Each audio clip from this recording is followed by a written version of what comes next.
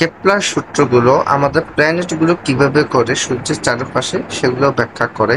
এটা আমাদের জার্মান বিজ্ঞানী ইয়োহান হোমস কেপলার 1700 শতকে এই নিয়মগুলো প্রস্তাব করে কিভাবে গ্রহগুলো সূর্যের চারপাশে ঘুরে।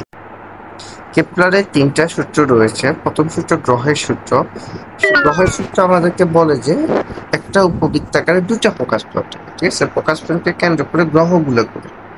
আর গ্রহ যে কেন্দ্র করে ঘুরে সেটা পারফেক্ট বৃত্তাকার না।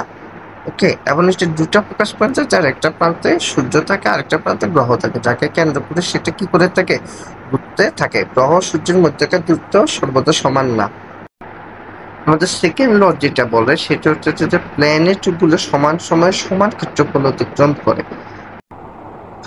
যখন গ্রহগুলো সূর্যের খুব কাছে থাকবে দেখবে দ্রুত গতিতে মুভ করে, আর যখন সূর্য থেকে দূরে থাকে তখন আস্তে গতিতে মুভ করে, যার ফলে সমান সময়ে সমান ক্ষেত্রফল অতিক্রম করা তার জন্য সহজ হয়। নেক্সট এইভাবে ইকুয়াল টাইম থাকে। ওকে, টাইপ পারে।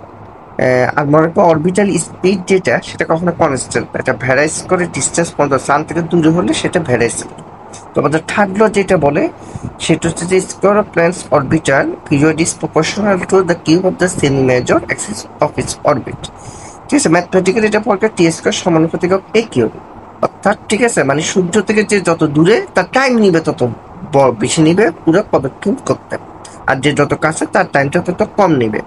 ঠিক আছে, এটা হচ্ছে আমাদের থার্ড ল কেপলারের। ওকে, আর কেপলার সিগনিফিকেন্স কি, এইটার আমাকে রিপ্লেস করে ওল্ডার যে ঠিক আছে জিওসেন্ট্রিক মডেল ছিল এবং ওল্ডার যে মডেলগুলো ছিল সূর্যকে কেন্দ্র করে ঘুরে, সেই লগুলোকে সে কি করে বাতিল করছে, এবং তার ফলে এখন এই লগুলো এখন নিউটনের লগুলো অ্যাপ্লাই করা যায় এই সূত্র দিয়ে। ওকে, এবং বর্তমানে এই সূত্রগুলো এখন ইউজ হচ্ছে, এটা ভবিষ্যতে আরো ইউজ হবে মুন, স্যাটেলাইট, বিভিন্ন জিনিস ব্যাখ্যা হচ্ছে।